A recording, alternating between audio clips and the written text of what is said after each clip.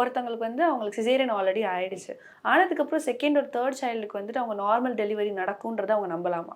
எதுக்காக முதல் சிசேரியன் ஆச்சு அப்படின்றத பொறுத்து, ரெண்டாவது இந்த கர்ப்பத்தில் குழந்தையும் தாயும் எப்படி இருக்காங்கன்றதை பொறுத்து இந்த முடிவு செய்யப்படும். இப்போது சிசேரியன்கிறது வந்து ஒரு உயிர்காக்கும் ஆப்ரேஷன். இயற்கை நார்மலாக அந்த பேபியை வெளியில் கொண்டு வரணும். அது நடக்கலை, இல்லை அந்த மாதிரி நடக்கும்போது தாய் உயிருக்கோ குழந்தை உயிருக்கோ ஆபத்து ஏற்படுறதுக்கு வாய்ப்பு இருக்குன்னு சொல்லும்போது செய்கிறது தான் இந்த சிசேரியன். இந்த சிசேரியனை இப்போ நம்ம கன்வீனியன்ட்டுக்கு ஏற்ற மாதிரி நிறைய பேர் பண்ணிக்கிறாங்கன்றது வேறு விஷயம். பட் ஆக்சுவலி சிசேரியன்கிறது ஒரு உயிர் காக்கும் ஆப்ரேஷன். ஸோ முதல் குழந்தை ரொம்ப பெருசாக இருந்து ஆப்ரேஷன் பண்ணாங்க. ஆனால் இந்த குழந்தை அந்த அம்மா நல்லா எக்ஸசைஸ் பண்ணி சாப்பாடு கரெக்டாக சாப்பிட்டு பேபி வெயிட்டு ஆவரேஜாக இருக்குன்னா நார்மல் டெலிவரிக்கு அலோவ் பண்ணலாம். ப்ரீவியஸ் சிசேரியன் பேபி பொசிஷன் அப்நார்மலாக வந்தது, அதனால சிசேரியன் ஆச்சு. இப்போ நார்மலாக எப்படின்னா தலை வந்து கீழே இருக்கணும், பட்டெக்ஸ் வந்து மேலே இருக்கணும் குழந்தைக்கு. அதாவது குழந்தை வந்து